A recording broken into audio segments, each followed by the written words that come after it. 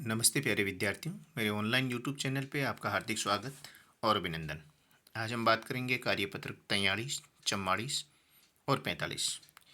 यदि अभी तक भी आपने मेरे चैनल को सब्सक्राइब नहीं किया है तो सब्सक्राइब ज़रूर करें ताकि आपको नए नए एजुकेशनल वीडियो इसके माध्यम से मिलते रहें। आगे हम वार्षिक परीक्षा से संबंधित क्वेश्चनों की भी बात करेंगे। अभी बात करते हैं कार्यपत्र 43, विषय वस्तु बल तथा गति के नियम।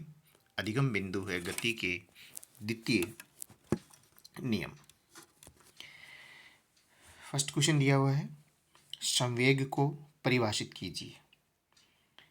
किसी गतिशील वस्तु के वेग तथा द्रव्यमान के गुणनफल को वस्तु का संवेग कहते हैं।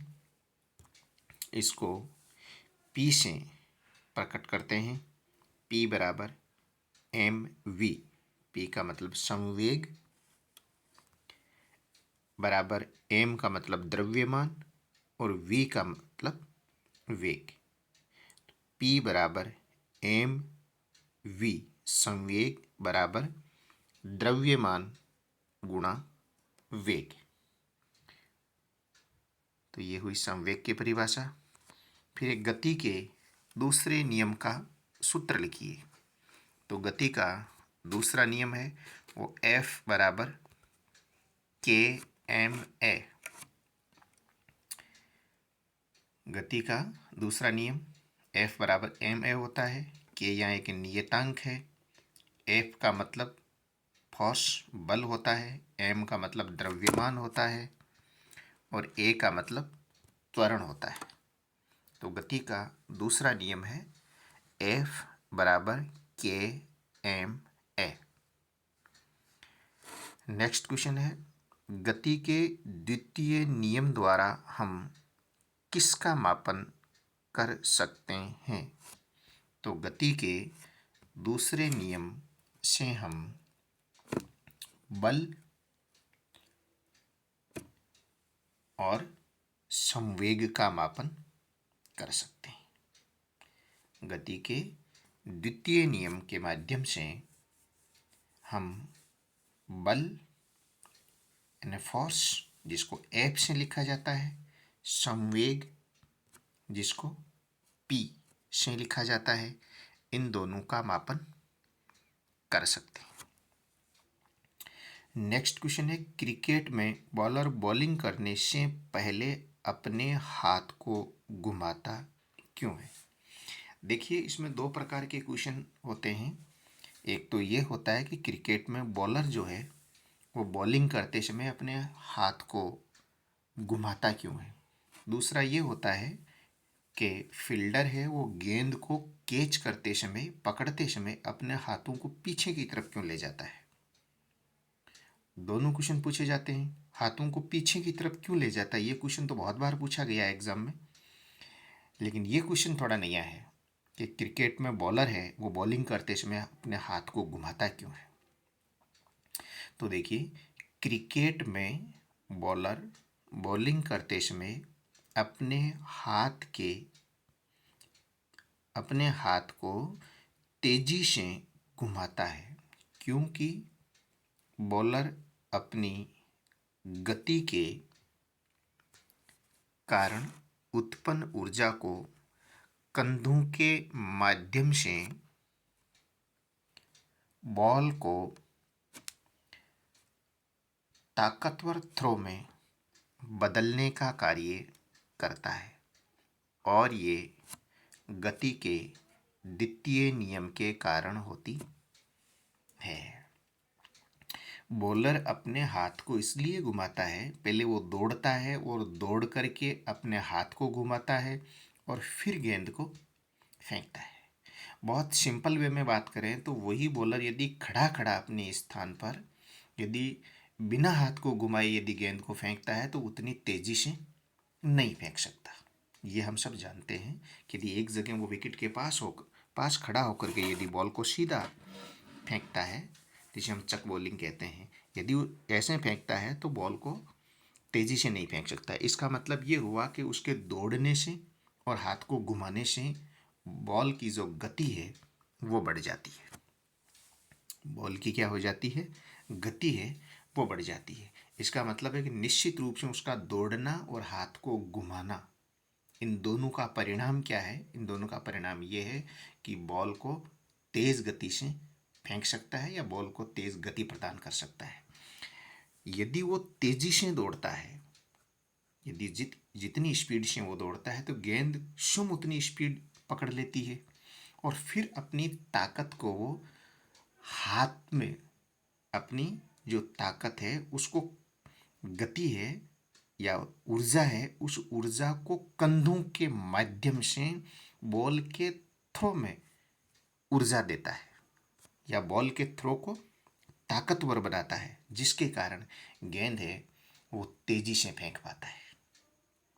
दूसरा क्वेश्चन ये होता है, इसका सिमिलर क्वेश्चन है कि बॉलर जब कैच कर, वो फील्डर जब कैच करता है या बॉल को पकड़ता है तो अपने बॉल को बॉल जैसे ही उसके पास में आती है अपने हाथों को पीछे की तरफ खींचता है। वो इसलिए खींचता है कि गेंद जैसे ही उसके संपर्क में आती है हाथ को पीछे की तरफ खींचता है, यानी बॉल की गति के साथ अपने हाथों को गति करवाने की कोशिश करता है ताकि उसके हाथ में चोट नहीं आए और गेंद की गति धीरे धीरे कम हो। गेंद की जो गति है वो धीरे धीरे कम हो ताकि वो उसको आसानी से पकड़ सके। तो दूसरा क्वेश्चन भी आप अपनी नोटबुक में लिखें, दोनों क्वेश्चन है वो परीक्षा की दृष्टिकोण से काफ़ी इंपॉर्टेंट है। नेक्स्ट क्वेश्चन है, गति का तृतीय नियम क्या है। गति के तृतीय नियम को क्रिया प्रतिक्रिया का नियम कहते हैं।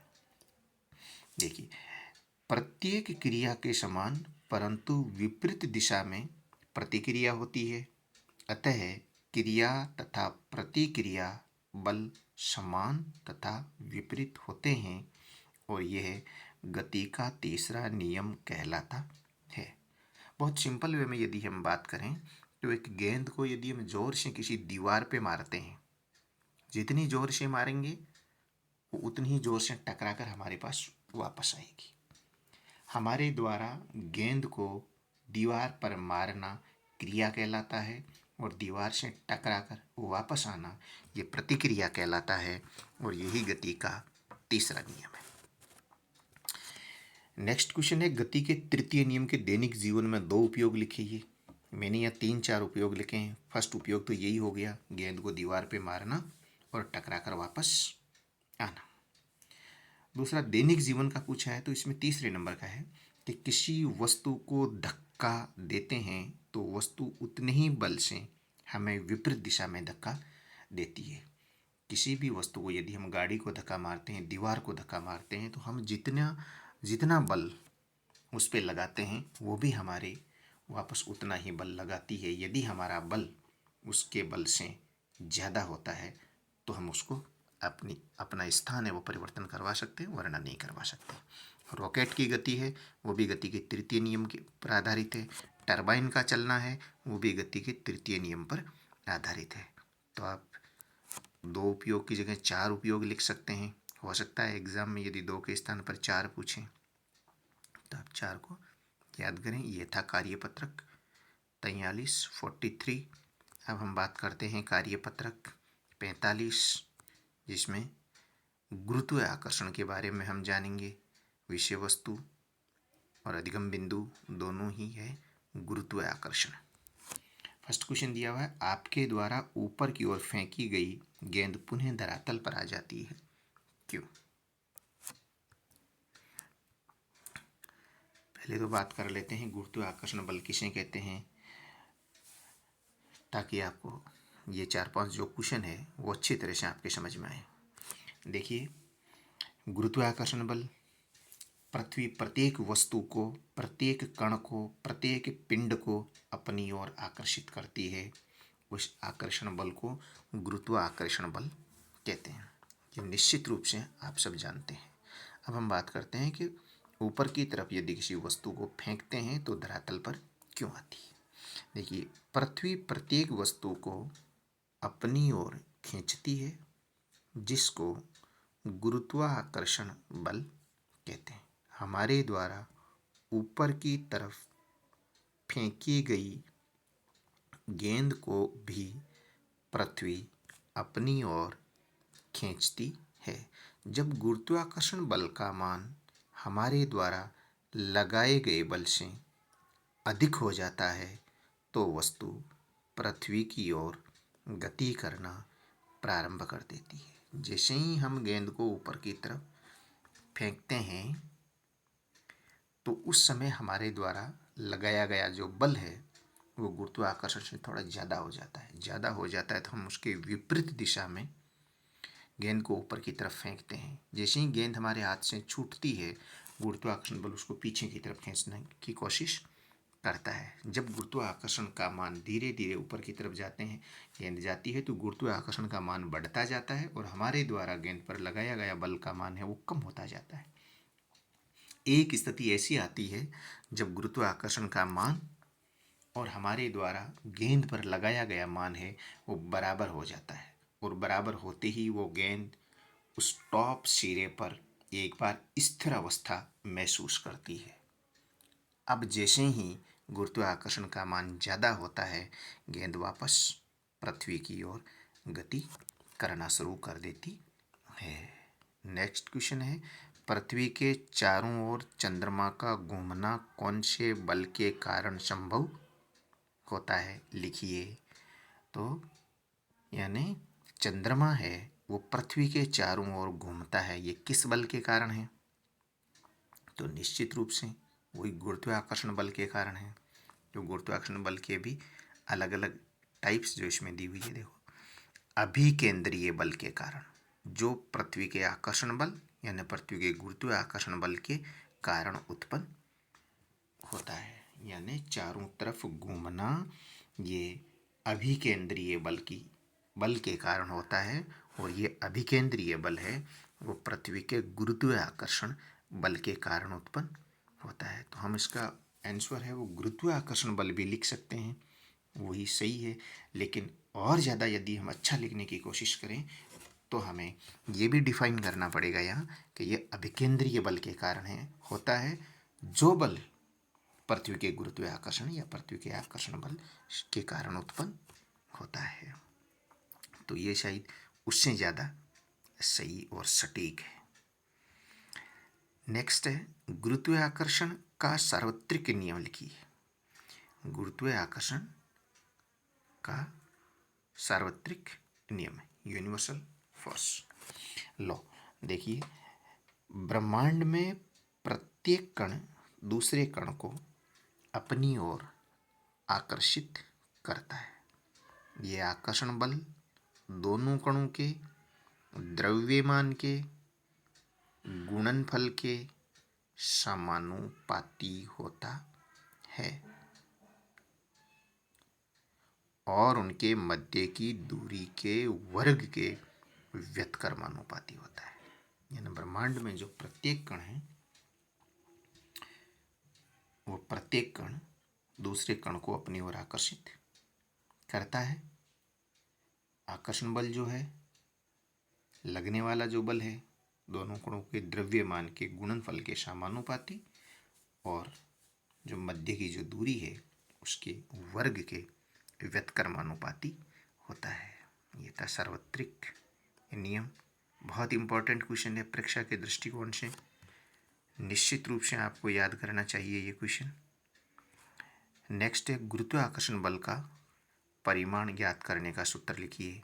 तो ये होता है F बराबर G capital M small m बटा R स्क्वायर, जहाँ G है वो समानुपाती स्थिरांक को बताता है, F है गुरुत्वाकर्षण बल को बताता है, कैपिटल M है वो पृथ्वी के द्रव्यमान को बताता है, स्मॉल m है वो किसी वस्तु या कण के द्रव्यमान को बताता है, और R जो है वो दोनों कणों के मध्य की दूरी को डिफाइन करता है।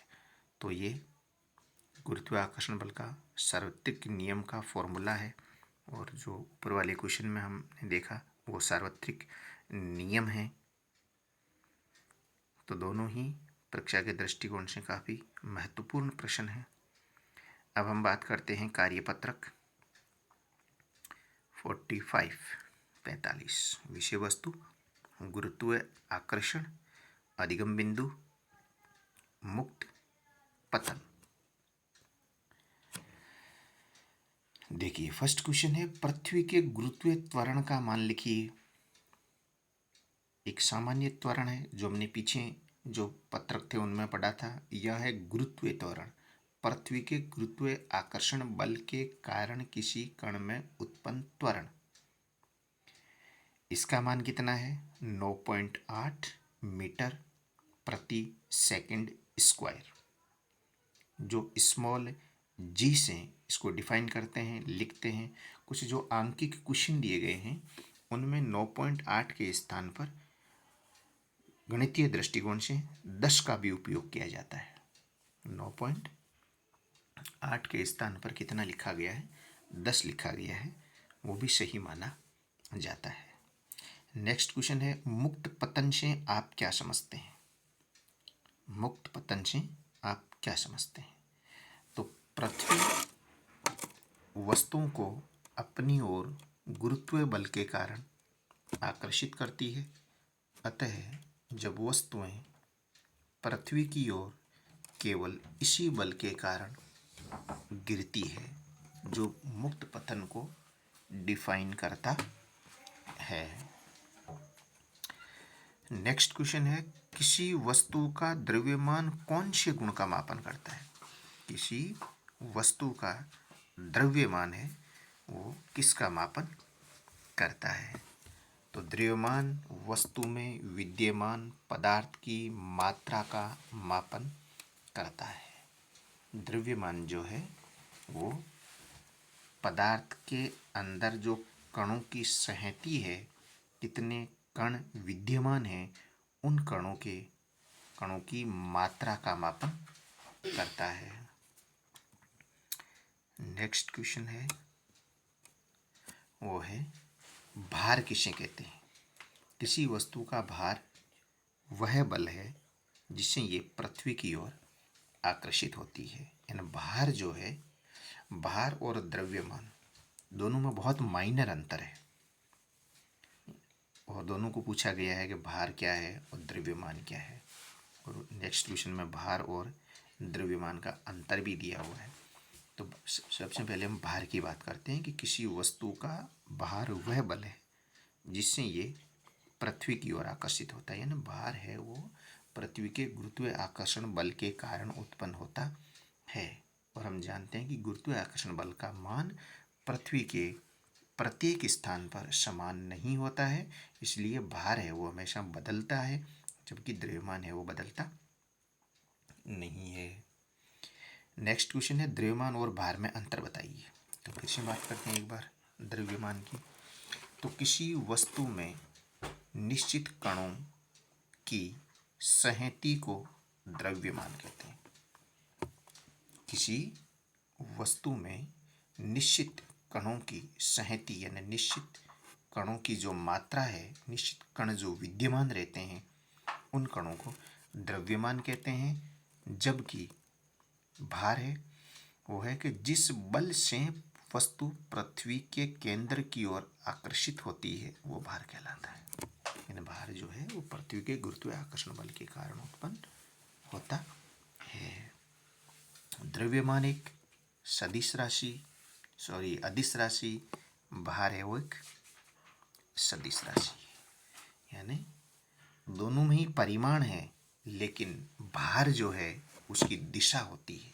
गुरुत्वाकर्षण बल की दिशा ही भार की दिशा है, जबकि द्रव्यमान जो है उसकी कोई दिशा नहीं होती है। इसीलिए द्रव्यमान अदिश राशि है और भार एक सदिश राशि है। द्रव्यमान को भौतिक तुल्य से मापा जाता है, जबकि भार को स्प्रिंग तुल्य से भी मापा जा सकता है। तो यह है द्रव्यमान और भार में अंतर। नेक्स्ट क्वेश्चन है, दाब की परिभाषा लिखिए। तो इकाई क्षेत्रफल पर लगने वाले बल को दाब कहते हैं। दाब बराबर होता है बल बटा क्षेत्रफल, यानी P बराबर F बटा A। तो ये थे आज के 3 पत्रक। नेक्स्ट वीडियो में हम और आगे के 3 पत्रकों की बात करेंगे। जब तक आप इनको अपनी नोटबुक में लिखें और याद करें। और अभी तक आपने मेरे चैनल को सब्सक्राइब नहीं किया है तो सब्सक्राइब करें। जहाँ कहीं भी आपको त्रुटि नज़र आए निश्चित रूप से आप कमेंट करें ताकि उस त्रुटि को सुधारा जा सके और बेल आइकन को ज़रूर दबाएं। Thank you.